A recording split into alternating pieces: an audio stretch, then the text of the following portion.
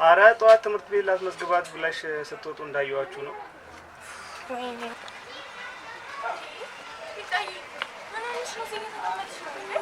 ሬዲ አክሽን። እኔ መማር ፈልገው በራባስ እኔ መማር ፈልገው በራባስ